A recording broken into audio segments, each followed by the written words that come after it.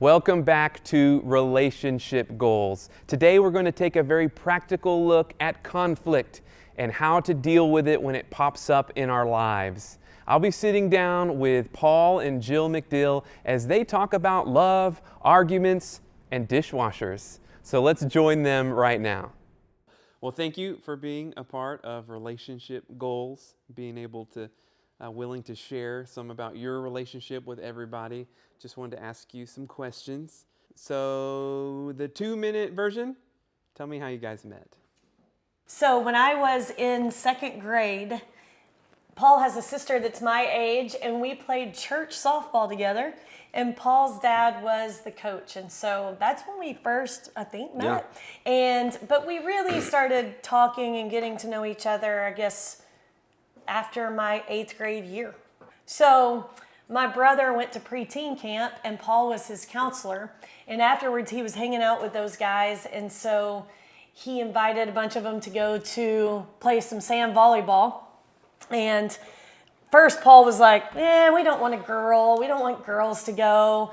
But finally they couldn't find anybody else, I guess. And so they said, okay, we'll let her go. Your sister can go, whatever. They picked me up in the truck, and I had to sit in the back of the truck. That was our first date. That was when I made my great first impression. Yes. Sit in the back of the truck on the way to play volleyball.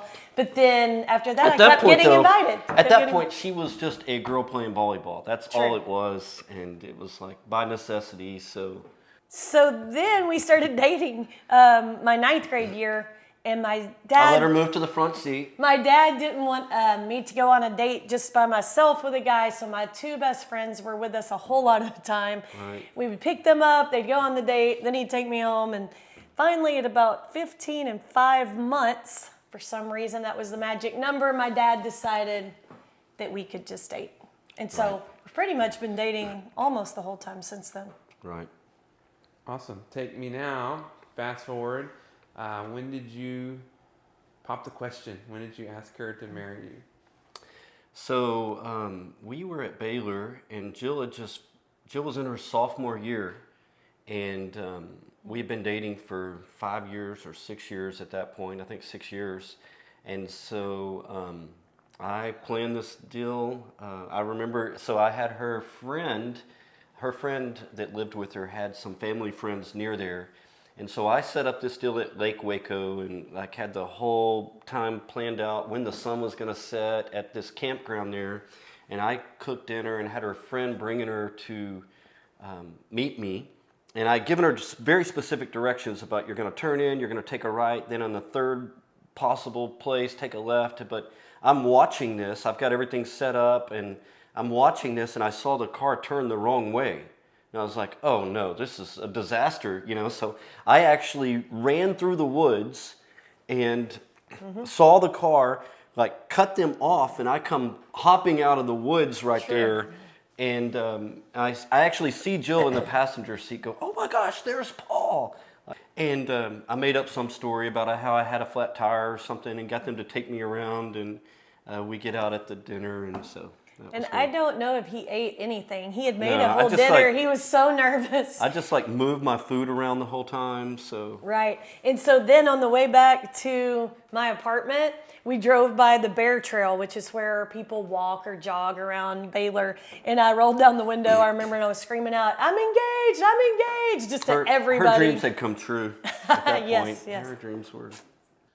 So this session, we're talking about conflict resolving. So just over the course of your relationship, how would you describe how you guys handle conflict? Do you tend to kind of shrug it off? Do you face it head on? Describe to me how y'all deal with conflict. Well, I'm always right. And so, I would say some of both. Would you agree with that? That sometimes we shrug it off through the years, and sometimes it's head on. I think probably generally more head on. I think so too, because we're both just pretty intense, competitive personalities, so it's not easy to just be like, yeah, forget about that.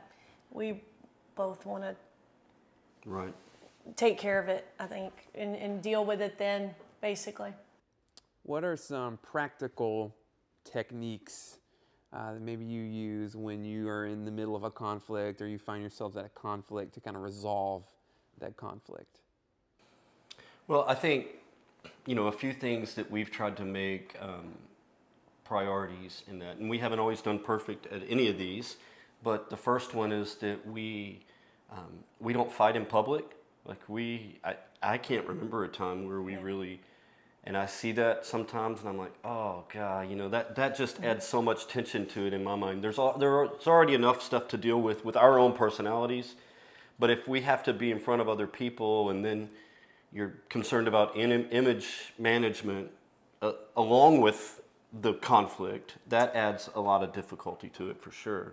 Right. So So we don't we do don't that. fight in And public. then the other thing, we don't talk about the arguments with other people. And really, I mean, we're not going and talking to others about that, about our conflicts and our issues, Right. because then it brings somebody else into the whole argument. And so I think that at least majorly, I would say 98% of the time, we would say, unless you need somebody else to help in the conflict. Right. But I mean, 98, 99% of the time, we're just dealing with that with ourselves and making sure that I'm not complaining about him to other people, and I know he's not talking about me to other people. I think we've also tried to avoid threats through the years. Like we don't make threats. We don't say, hey, if you can't do that, then I'm leaving. Or Right. those have just been off bounds to us through the years. And I think what we've had to learn, probably the one that we've had to work on the most and try to figure out, it took us a while to figure this out, but to try to help the other person win, to try to recognize that, hey, we're on the same team in that. And again, we're both super competitive, so sometimes that's really difficult because you get into the argument and it becomes all about, hey, now I have something to win here. I'm just about trying to win this, and I think there have probably been times that we were so busy trying to win, and we looked up and was like, what are we even arguing about? Because it's no longer about the issue, it's just about trying to win. And one of the things that really helped us along the way is realizing, and probably even more for me than for Jill, but realizing, hey, if we don't win, I don't win. There's no me winning, you losing. If you're not winning, then I'm not winning. And so that really helps I think that really helps to frame the argument and to frame the discussion around, okay, we're trying to get to a place here where we both win. So it sounds like even in the midst of conflict, it's a high priority for you to honor each other, even when you're at odds. So how do you stick to that mindset, even if maybe you're frustrated? Well, I think that we're not going to, we don't call each other names. We're not cussing each other out, which is easy to turn to or to try to say, there are one or two things you could say that would really hurt the other person. We're not just going to those things to try to be hurtful. I really think that some of those things, we're trying to just deal with that issue and not make it just an emotional, crazy, bring up everything that's happened in the last 30 years for us, that kind of thing, and really trying to deal with what's going on right then. Yeah, and I think,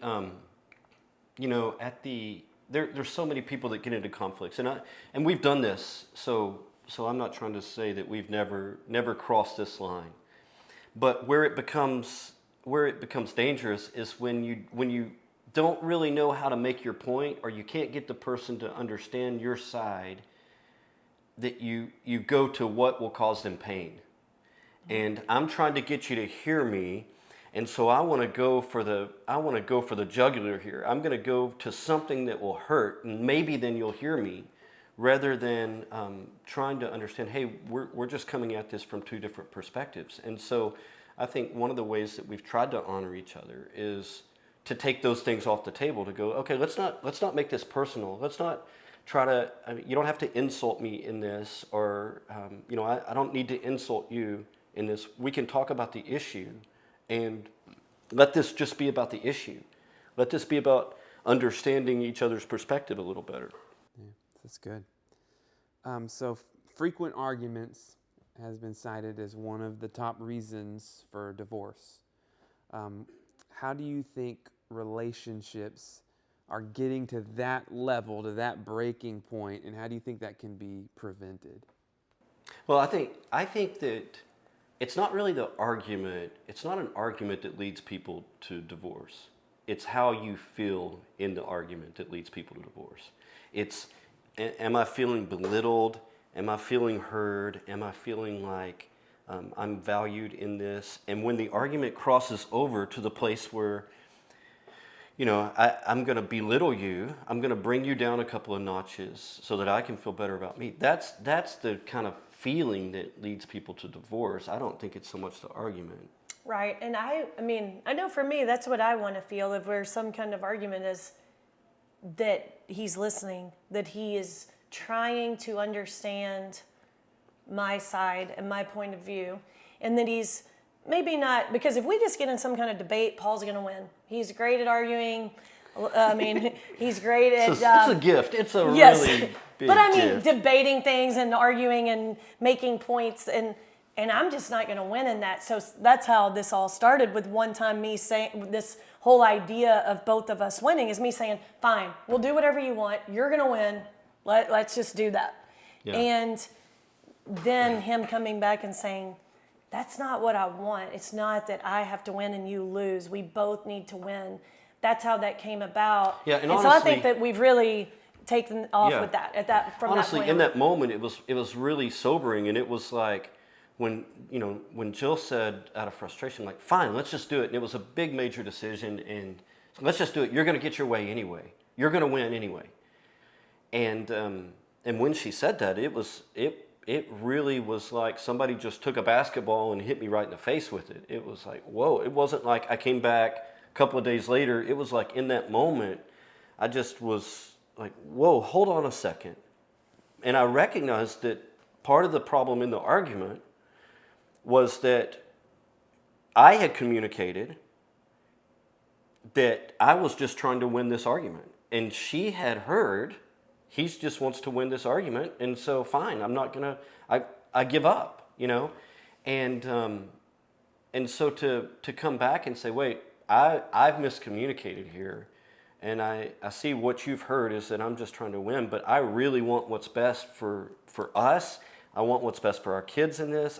That's really, and it was really, I could see when Jill really understood that, it changed the whole tenor of the discussion. That's good. So what do you say to someone that says, as I've heard this argument, basically, hey, I'm not going to back down if I know that I'm right. So what do you do if you know that you're right in an argument? You want me to go? Yeah. Because I always know that I'm right in an argument. First of all, I'll always laugh at Listen, he that. always says, he'll be like, of course I think I'm right. Yeah, because why would I not be saying this if I don't think I'm right? I would change my opinion. If Yes. I would agree with you if I thought you were right. I Yeah. think I'm right. If I didn't think I was right, I would be arguing the other side. So I think, first of all, I think everybody thinks they're right. What I've tried to learn is that it's not a matter of right and wrong. It's a matter of perspective. And there's normally another angle to see things from. I heard a story not too long ago about a lady she had her 3-year-old in the car, and they're driving, and they stop at a light, and she's working with him on traffic signals and what you do at these traffic signals, and she says, hey, what color is that light? And he's looking at that light, he's looking at the light, and he says, well, it's green. And she thought, he's normally a smart kid. He normally, understands these kind of things and knows his colors and gets these things right. And she's like, no, we wouldn't be stopped here if it was green. What color is that light? And he said, yeah, it's green. And they go on a little ways, and this is a Harvard professor, and so she's trying to analyze the data here and thinking of all the possible reasons for this. And she thought, maybe he's colorblind. And so she started asking him about other red and greens, like, what color do you see? And he got all of those right. But they would pull up to a light, and she would say, what color is that light? And he would get the color wrong. Well, a few weeks later, she was riding in the back seat. They had a guest with them, and she was riding in the back seat. And when they pulled up to the light, she noticed because of the headrest, she couldn't see the light in front of them. She could only see the light out the side window. And, I think in an argument, oftentimes, you have a different perspective. You have a different seat in the vehicle. Do you have any go-to scriptures that maybe help you or serve as a reminder when you're in conflicts with each other or just with anybody? I would say I always like the passage from James that's about, if any of you lacks wisdom, let him ask of God, who gives to all men graciously, and let him ask him faith without the doubting of his mind. So just to pray and ask for wisdom, that's for if I have conflict with him or at work or with whoever, to really just pray for wisdom. And that's really what I try to do. Yeah. And I think, Proverbs 15:1 says, a soft answer turns away wrath, but a harsh word stirs up anger. And, I've known that to be true in our relationship, is that, if one of us says something to the other one, even if we're wrong, even if we're just in a bad mood or just lost patience or just whatever, if the response is kind coming back, it helps so much to just slow everything down and make it easier. And that's not easy, but I know that verse to be true. I know that verse to be true. Mm-hmm. Ephesians chapter 4, I think it's verse 15. It says, "Speak the truth in love." I think that is such a great guiding principle that we need each other. We need each other to be truthful. I need Jill to say hard things to me. I just need her to do it in love, and the same thing is true, vice versa. And I think generally, I think couples sometimes avoid conflict, and that's a dangerous place to be too, because to get to the other side of the conflict where relationships really strengthened requires going through the tunnel of chaos, and sometimes it requires, we're fixing to have to say some hard things and talk about some difficult things. And the only way to get to that other side is to go through that. But if you speak the truth in love, it makes it way more possible to get there in a healthy way. And peace at all costs is no peace at all. So, yeah, that's good. So even in a fun way, are there any topics that you guys just do not agree on? It could be movies, politics, sports, anything that y'all just don't see eye to eye on? I would say, there's lots of them. I'd say there's a whole lot of them. Mostly they're about things that I want to discuss that Jill has no interest in. True. That's very true. I can talk about politics. I can talk about current events in the world, and Jill is just like, okay, fine, whatever. You just go. Well, and I'm just like, I don't care about that. That's, call David. Recently we do have an argument about the dishwasher that we don't have that doesn't work, but that's a whole other thing as well. Yeah, that's a whole nother discussion. Yes. About I'm if right a about, person that I needs am a right dishwasher or not in the modern world. So I'm going to say yes. No. He says Well, no. I say that when we have a dishwasher, nobody cleans their own dishes. And so I would just prefer, we don't have a dishwasher. You wash your own dishes when you're done, put them up. And I say they don't get cleaned that way with the 15-year-old and 9-year-old here in the house, and then we have dirty dishes See, in the she's cabinet. seeing this from a wrong perspective. Thank you both for sharing. Is there any other advice you'd like to give to other couples out there? That's probably the biggest thing that I would say that's helped us, is to figure out, your job in the conflict is to figure out how to help the other person win. And when you can approach it like that, Stephen Covey used to say, seek first to understand and then to be understood. And when you can really try to understand what the other person's perspective is and why they feel the way that they do about this issue, and really understand that, and then help them to win in that, to where you're not trying to, hey, I'm going to get my way here. We're going to both win. We're committed to both winning. That really makes a difference. And and what it says in Philippians 2 about considering one another better than yourselves. When you get in a relationship that you're trying to figure out how to make the other person more important than yourself, that's a really powerful dynamic as well. Thank you so much for sharing today. I know that this is going to inspire people and help them set their own relationship goals. Awesome. Thank you. Well, we hope this conversation was an inspiration to you. And if you'll look in the description, you'll see a link to our discussion guide questions. And as always, we encourage you to keep the conversation going as you discuss relationship goals in your groups. Thanks so much for joining us, and we'll see you next week.